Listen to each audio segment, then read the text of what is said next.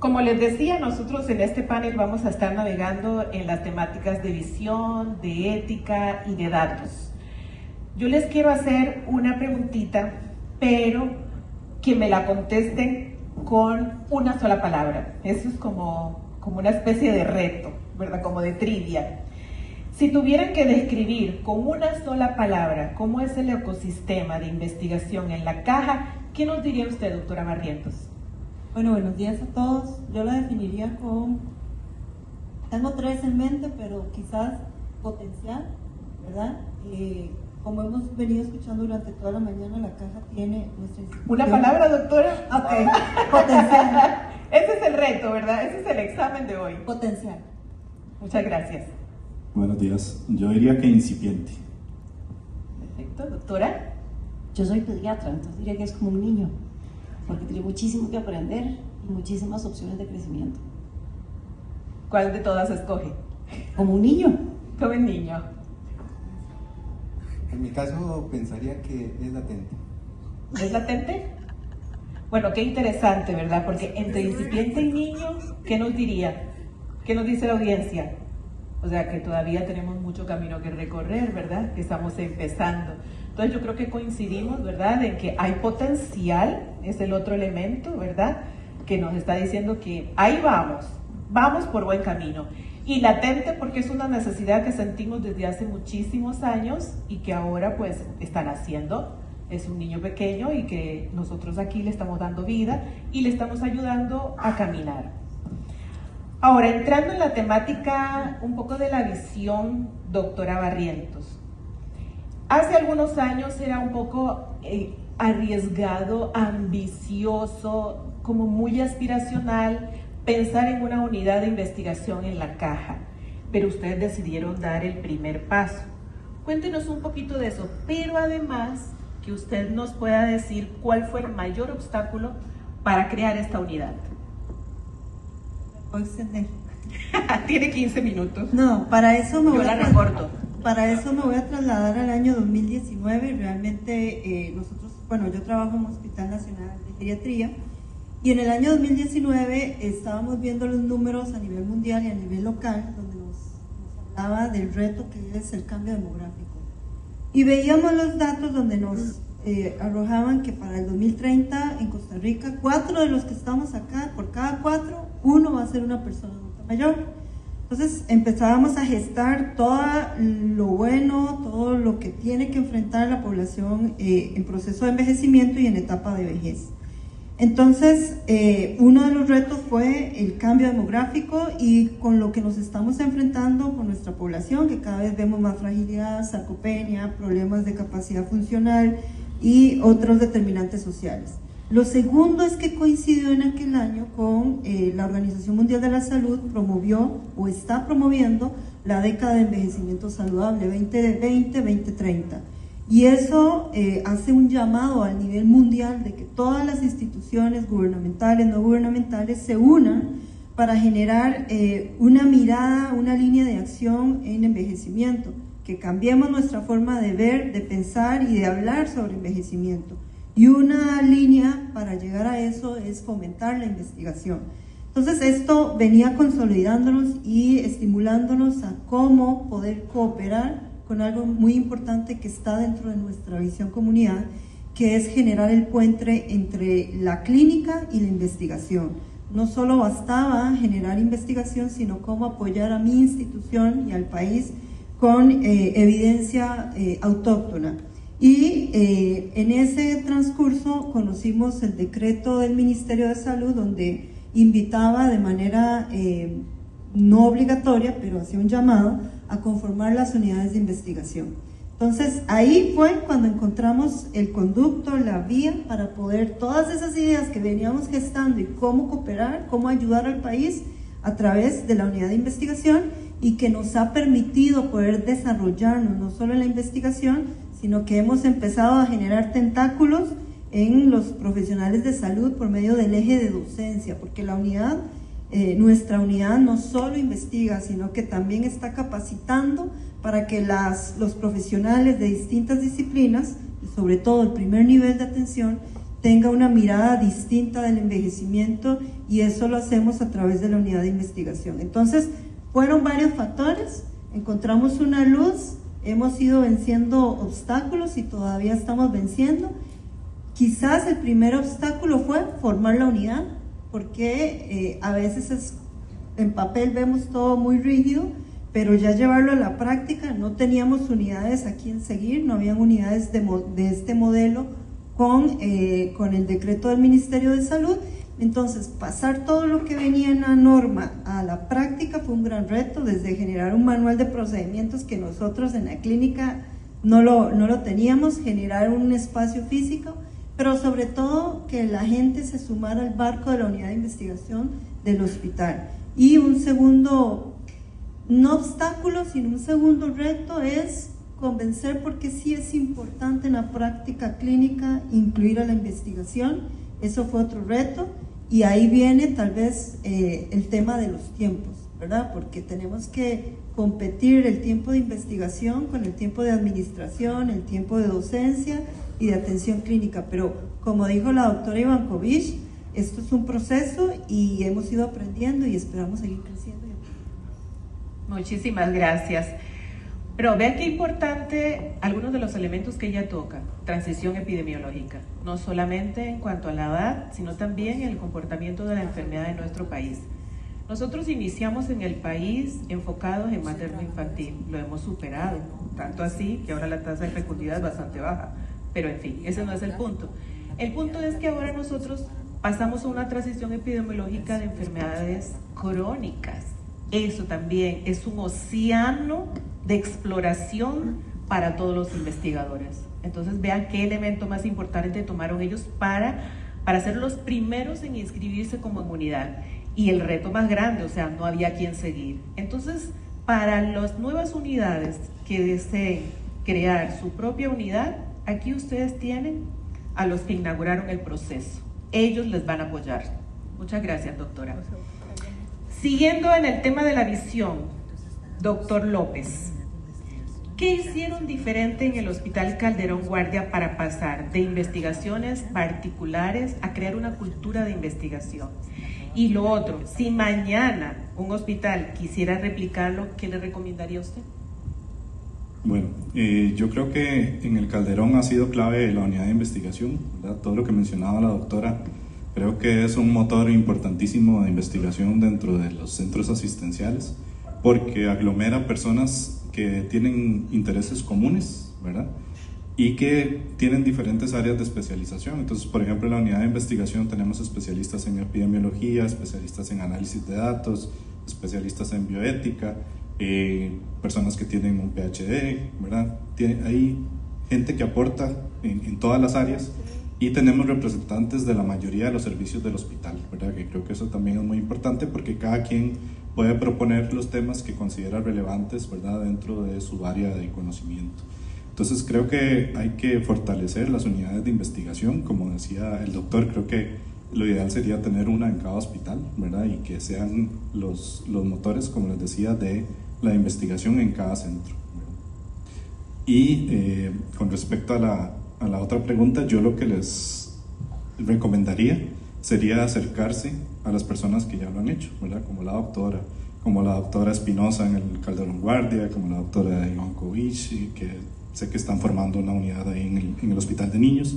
Entonces creo que hay gente que tiene mucha experiencia en investigación, que tiene experiencia ya en manejar una unidad de investigación. Entonces creo que tenemos que aprovecharnos, ¿verdad?, y funcionar realmente como una red institucional de investigación, y no como hospitales separados con intereses conflictivos entre ellos, sino como una sola institución, ¿verdad?, que somos.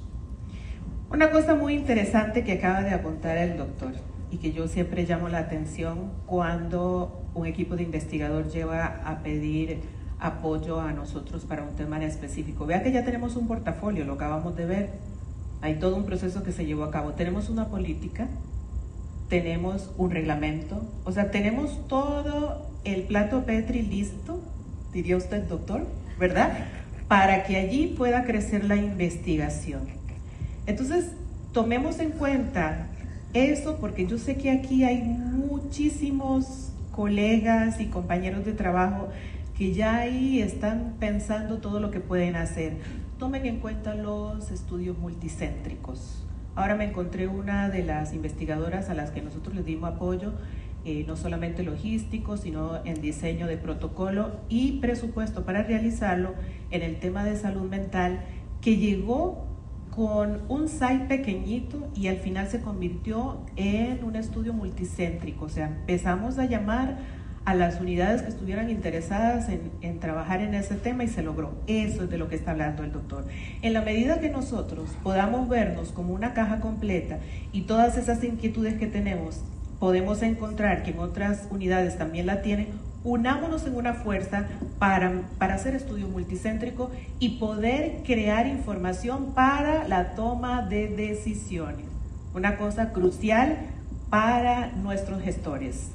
Doctora Ivankovich, vamos a pasar para el tema de ética. Una consultita. Hay muchos que todavía piensan, ¿verdad?, que los comités éticos científicos son algo lentos, retardados, ponen trabas, cuellos de botellas. O sea, todavía existe ahí alguna cosita que sí tuvimos al principio y hay que aceptar, ¿verdad?, que tuvimos algunos tropiezos y demás. Pero cuéntenos usted, doctora, como presidenta de un comité, ¿verdad?, ¿qué considera usted que es relevante? ¿Cómo respondería a un cuestionamiento como este en estos momentos? ¿Y cuál ha sido el caso que más le ha demostrado que la ética mejora la investigación y no la limita? Lo primero es que tienen razón y que es súper triste decir eso, porque todavía lo siguen viendo como una traba. La idea no es que sea un problema, la idea es que más bien sea un motor para poder hacer investigación de calidad desde el punto de vista científico y desde el punto de vista ético, que al final de cuentas termina siendo la labor del comité, hacer una revisión, que el estudio tenga una coherencia científica, tenga un buen diseño, tenga un buen análisis estadístico, con la idea de que sus resultados sean válidos, porque tener resultados no válidos también es un problema. Y el segundo punto es la parte ética, en donde el respeto a la dignidad de los participantes y a sus derechos es probablemente lo más importante.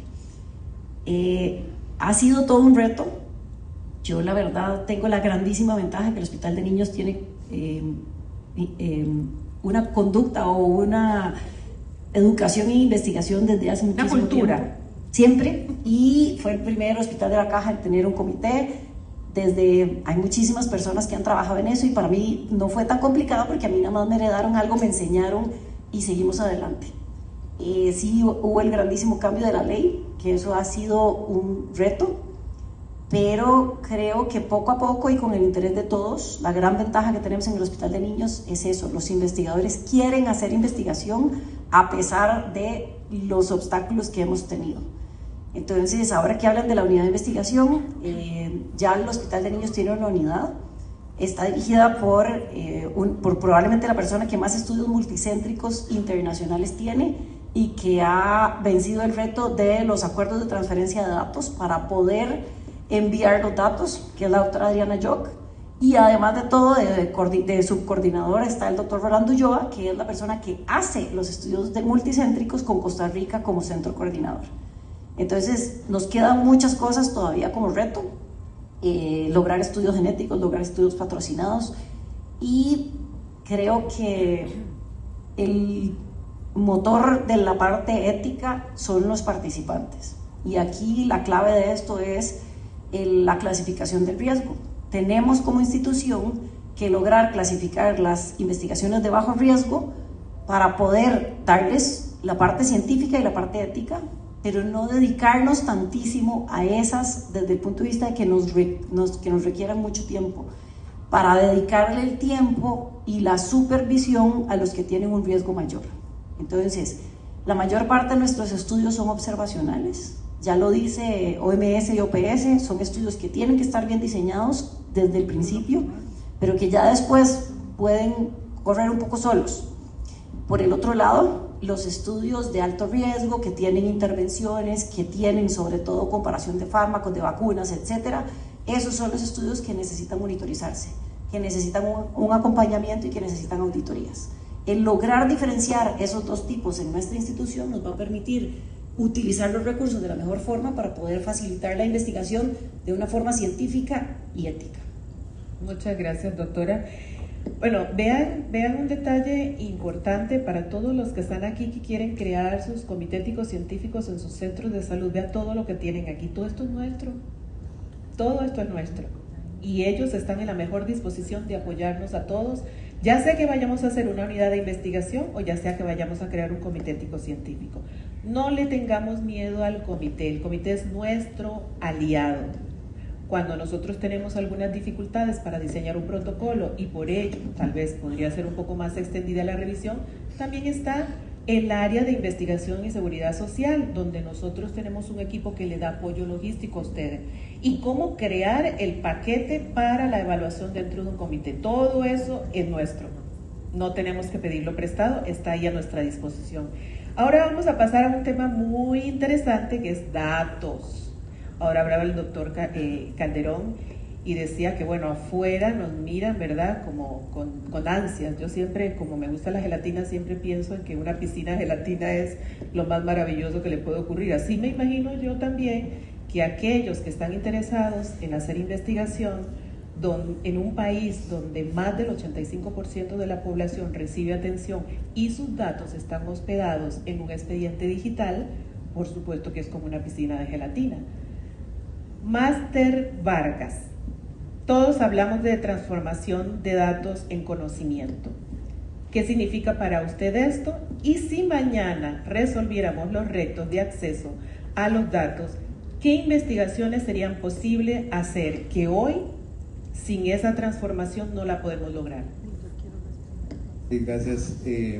Para empezar, tal vez con una definición corta de qué significa transformar datos en conocimiento, toma de decisiones, quizás decir que es reducir la brecha entre el dato operativo y la toma de decisiones estratégica y clínica.